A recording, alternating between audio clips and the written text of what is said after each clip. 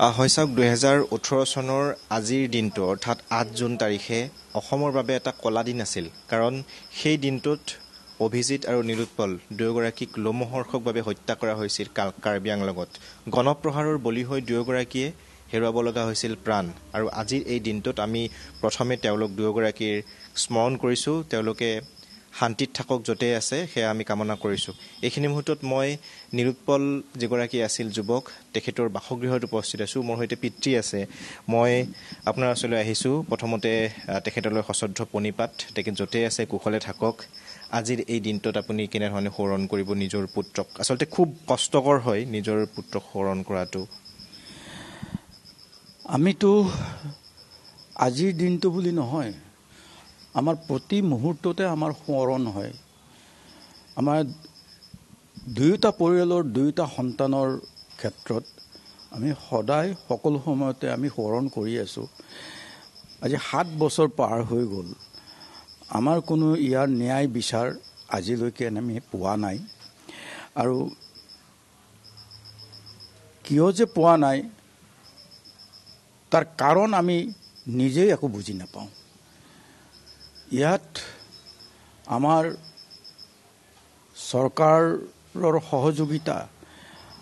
মহামান্য আদালতৰ সহযোগিতা এইবিলাক দেখাততো চলিয়েই আছে কিন্তু প্ৰকৃতপক্ষে ইয়াৰ ফলাফলটো কি ধৰণে আগবাঢ়িছে এই কথাটো আমাৰ হাতত কোনো উত্তৰ নাই আমি এতিয়া এনেকুৱা এটা পৰিস্থিতিত পৰিছোঁ যে হতাশ নিৰাশা আৰু খুব দুখ যন্ত্ৰণা এই গোটেইবোৰ আমাৰ মাজত সদায় আছিল আৰু আজিও আছে এটা কথা এনেকুৱা হৈছে যে চৰকাৰৰ কিছু ক্ষেত্ৰত হেমাহি আমি গম পাওঁ যে ইয়াৰ পৰৱৰ্তী সময়ত এনেকুৱা ধৰণৰ পৰিৱেশ নহবৰ কাৰণে যিটো ব্যৱস্থা কৰিব লাগে আপুনি ভাবেনে যে পৰৱৰ্তী সময়ত এনেকুৱা ধৰণৰ পৰিৱেশ বা এনেকুৱা ধৰণৰ ভয় শংকাৰ মাজত পুনৰবাৰ কটাব নালাগিব বা পুনৰবাৰ এনেকুৱা ধৰণৰ পৰিৱেশ নহ'ব আগন্তুক সময়ত ভাবেনে সেই অঞ্চলসমূহত বিশেষকৈ অকল সেই অঞ্চলবিলাকেই নহয় নতুন নতুন অঞ্চলবিলাকতো এনেকুৱা ধৰণৰ ঘটনা ঘটি আহি আছে আৰু আমাৰ অসমতো নহয়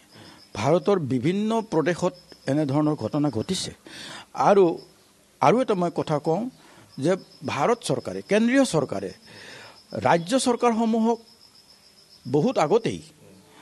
কৰ্তৃত্ব প্ৰদান কৰিছিলে যে তেওঁলোকে মব লিঞ্চিঙৰ এগেইনষ্টে আইন প্ৰণয়ন কৰিব পাৰে এই কৰ্তৃত্ব প্ৰদান কৰা হৈছে কিন্তু কিছু আমাৰ কেইবাখনো ৰাজ্যত আমি জানিব পাৰিছোঁ যে তেওঁলোকৰ প্ৰদেশত তেনেকৈ মব লিঞ্চিং এক্ট মানে মব লিঞ্চিং এগেইনষ্ট দ্য মব লিঞ্চিং এক্ট অলৰেডি প্ৰণয়ন হৈছে তো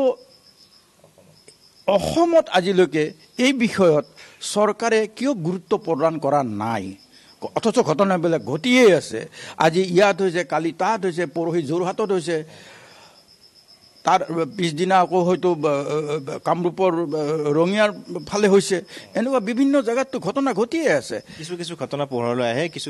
নাহে পোহৰলৈ নহা ঘটনাও আছে এক্ট এগেইনষ্ট মব লিঞ্চিং যদি আমি কৰিব লগা প্ৰণয়ন কৰিব লগা হয় তাত আমাৰ প্ৰতিনিধি ৰাইজৰ প্ৰতিনিধিসকলে অৰ্থাৎ বিধায়কসকলে তাত মাত মাতিব লাগিব তেতিয়াহে হ'ব কিন্তু আমি এবাৰো দেখা নাই যে যোৱা বিধানসভাতেই হওক বা এই 7 বছৰৰ বিধানসভাত এনেকুৱা ধৰণৰ প্ৰস্তাৱ বা এনেকুৱা ধৰণৰ প্ৰশ্ন কোনেও উত্থাপন একো নাই কোনেও কৰা নাই আৰু এই বিষয়ে কোনো ধৰণৰ তেওঁলোকৰ প্ৰস্তুতিও আমি দেখা নাই না চৰকাৰৰ ফালৰ পৰা আছে না কোনো সংগঠনৰ ফালৰ পৰা আছে মানে চৰকাৰক দাবী জনাবৰ কাৰণে বা কোনো ৰাইজৰ প্ৰতিনিধি হিচাপে বিধায়কসকলৰ আছে কাৰো আমি দেখা নাই তো গতিকে এই ক্ষেত্ৰত আমি দেখিছোঁ যে চৰকাৰৰ বহুত কৰিবলগীয়া আছে এই ক্ষেত্ৰত কিন্তু আমি তাৰ বিন্দু মাত্ৰও আমি কোনো ধৰণৰ ইয়াৰ মানে আমাৰ সন্মুখত আহি কোনো ধৰণৰ ইয়াৰ মানে ৰিজাল্ট বা ফলাফল আমি দেখিবলৈ পোৱা নাই। মোক এটা কথা কওকচোন, এই ঘটনাটো হৈ যাবৰ 7 বছৰ হৈ গ'ল, আজি 7 বছৰ পাৰ হ'লহি।